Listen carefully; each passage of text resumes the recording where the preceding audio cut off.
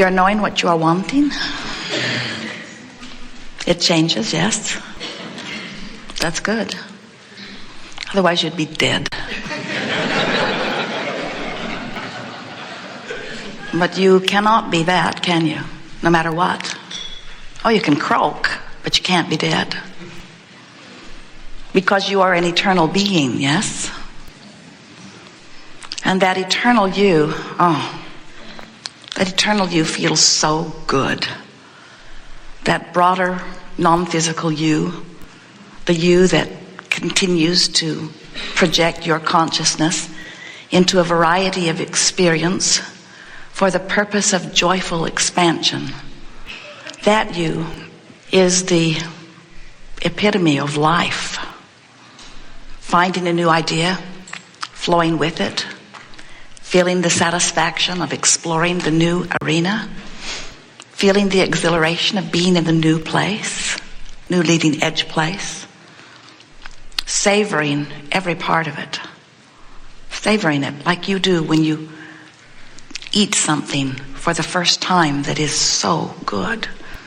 That's how the source part of you feels about every new experience. So that source part of you extended itself forward into the leading edge, and you were born. And that source part of you came with you, and comes with you to the extent that you allow it at any moment. In your joyful moment, you're allowing who you really are to be there. There's a culmination point, a sort of merging point of you and you. And the joy that you feel is your indication that you're not holding any of you back. In a moment where you feel pain of some kind, discomfort, physical or emotional, that's an indication that source is there and source is flowing, but you've got it pinched off a bit because you're focused in some way that has some vibrational discord going on. And by discord, we mean just vibrational variance from who you are. In other words, who gets to decide what discord is? You play 2 notes, who decides which one's the right one? Play 3. Then you can tell. We're wanting you to realize that the sensation of discord is just harmonics that are not lining up, they're not blending. And for you to understand the discord that you might be feeling at any moment, you've got to understand the harmonics of who you really are. Those are strong vibrational chords, because it's the eternal part of you playing the song, you see. So when you realize that in any moment, the way you feel is your indication of how well you are blending with you or not, then you begin to understand that you do have a guiding light, you do have a guiding star, you do have a guiding point, you do have guidance, but you've got to pay attention to the harmonics within your being in order to know harmony or discord. Or we like to say, in order to recognize allowing of who you are or resistance of who you are. So you are source energy. You came forth into a physical body. Do you believe that? You are source energy and you are extended here into this physical body.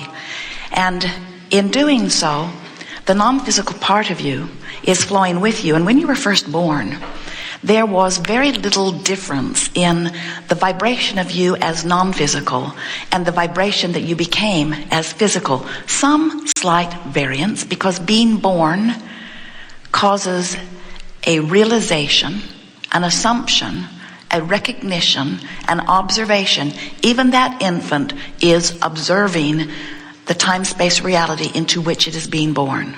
It was observing what it felt like in your belly. So now this infant comes forth into physical experience, and now there is the first opportunity, as far as you are concerned, for vibrational allowing or resisting, because now there is the energy that is really you. You know, the larger part of you remains in non-physical. People say, oh, Abraham, if physical is so great, then why doesn't the non-physical come here and be with us? And we say, that's like saying, oh, if being a toaster is so great, then why doesn't the electricity become a toaster?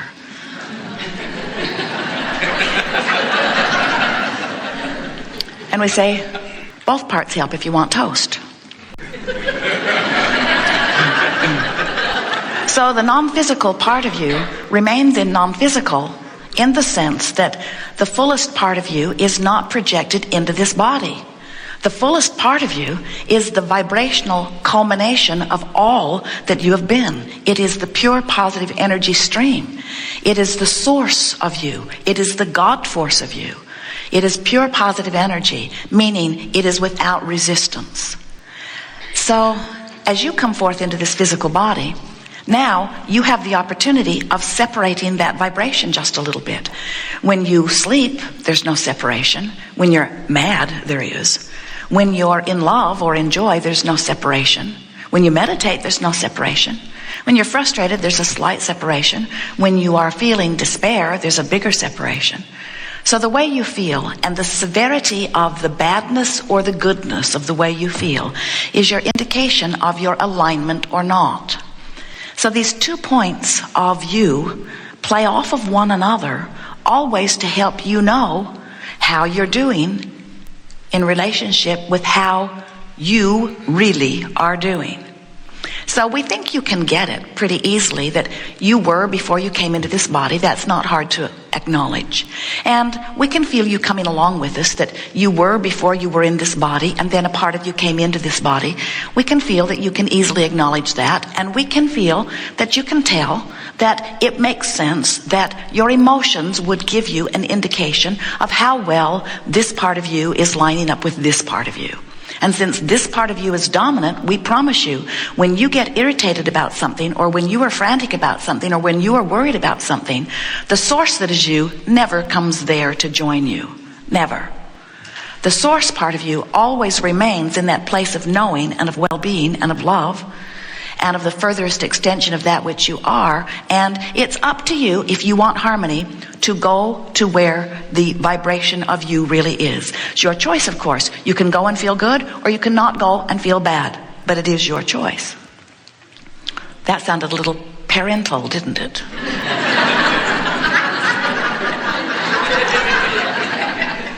Well, we are very sure of ourselves. We know who you are, and we know how that feels, and we want you to come join us, but it really is up to you. We are not wanting you to feel that we are seeing you as wrong when you don't come. We're just seeing you as not feeling good when you don't come, and we'd rather you feel better. That sounds a little parental too, doesn't it? But here's the part that we think you might not really be following along completely. This is the leading edge part of this seminar, that once you get it, it will be so valuable to you. And that is that the eternal you from non-physical projected part of itself into the you that you know is you for a very important reason, for the thrill of the leading edge expansion.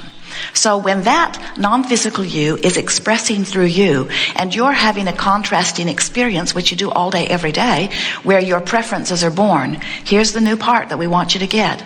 A rocket of desire is born in that moment. In other words, whenever you know what you don't want, you know more clearly what you do want. And there are all levels of intensity of that, of course, but you are a preferring fiend.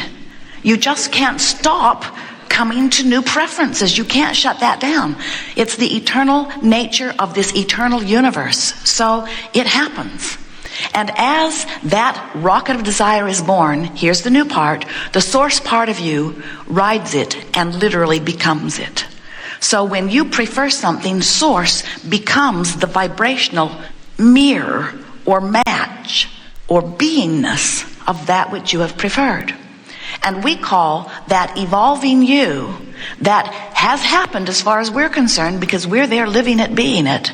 We call that your vibrational escrow, meaning it's there for you. You've made the contract. You've signed the deal. Nobody else is going to walk away with it. It's there just waiting for you to come over there.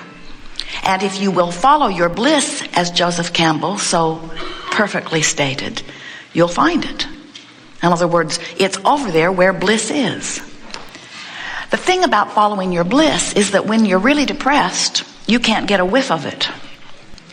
And when someone says follow your bliss when you're depressed or when you're angry, they might as well be saying fly to the moon, because you have about as great a chance of doing that in this moment with your arms flapping as you do about following your bliss, because you cannot find your bliss from there, not immediately, but you could follow the direction of your bliss. In other words, you could go in the direction of your bliss. The thing that we want you to understand is following your bliss from a place of depression doesn't feel so blissful. It feels more revengeful. What do you think about that? Do you get it? That over there where you feel awful is your perception of disempowerment, and over here where you feel wonderful is your perception of empowerment. And these emotions, like love and appreciation, are a far cry vibrationally from these emotions and vibrations of despair and fear and depression. But between depression and joy are a lot of different emotions. Revenge and rage and anger and overwhelmment and frustration and hoping and believing and knowing. And many, many, many, many more words could be added to this depending upon what the subject of your attention is. But we want you to understand that there is a vibrational progression, and you cannot jump from there to there. It's like your radio dial being set at 6:30 and you demanding that you hear what's being broadcast on 98. Can't do it. You've got to change your frequency. So you say, well, I can change the dial on my radio with a push of a button. And we say, you can change your vibrational frequency. You'll get better and better and better at it. But we've never seen anyone jump from here to over here. It's a gradual process, and if you will accept that it is a gradual process, then you'll stop being mad at yourself as you are along the way. As Jerry and Esther are traveling from city to city, they don't get 20 miles out from their starting point and then begin arguing with each other about whose fault it is that they are not at the end of their 500 or 600 or 700 mile journey. Often they'll drive that in a day, and they accept that it's going to take some time. Most of the time they're driving. In fact, all day long, they're not where they intend to be at the end of the day. But it doesn't mean that where they are along the way is wrong. And yet, you often are on your way from one place to another place, and you're saying, wrong, wrong, wrong, not there, not there, not there, not there, not there, not there, not there, not there. And what happens when you're doing that is that you're not making any progress, because you say, hope we get there, wrong, not there, not there, not there, not there, not there, not there. The whole time you are unhappy about being not there, you're pointed in the opposite direction. And when you're pointed in the opposite direction, you're not getting there. And so you want to be there, but you're not there. You want to be there, but you're not there. You want to be there, but you're not there. You want to be there, but you're not there. And then you say, oh man, this takes way too long. And we say, no, it doesn't. Just point toward what you want and keep moving in the direction of it. And here's the point that we really want you to get. In the moment you get pointed in the direction of what you want, you will feel better immediately. It's only pointed in opposition that feels worse. Pointed in the direction of what you want always feels better, even though you may be miles from being there. Pointed in the right direction always feels better. You know that, don't you? Have you ever been slow in traffic here?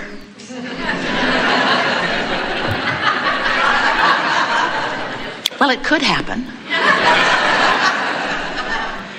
And it's not moving at all. It's not moving at all. And then it starts to move just a little bit. Doesn't it feel ever so good when it starts to move just a little bit? Because there's hope. When it begins to move just a little bit, you begin to feel hope. What we want you to learn to do is to be hopeful even when it isn't moving. Not because we want you to think that your hope will make the traffic move, but because, get ready for this, you're not used to this, hope feels better. We'd rather you're stuck in traffic feeling hope or joy than stuck in traffic feeling anger. And you say, well, then get the traffic moving. And we say, this is not about the traffic moving. This isn't about getting you to where you think you want to be. This is about getting you to the place of feeling good wherever you are. Oh, Abraham, that's not the seminar I signed up for. I came because there's stuff I want that I don't have. And you're telling me that you're not even interested in helping me get it? Pretty much.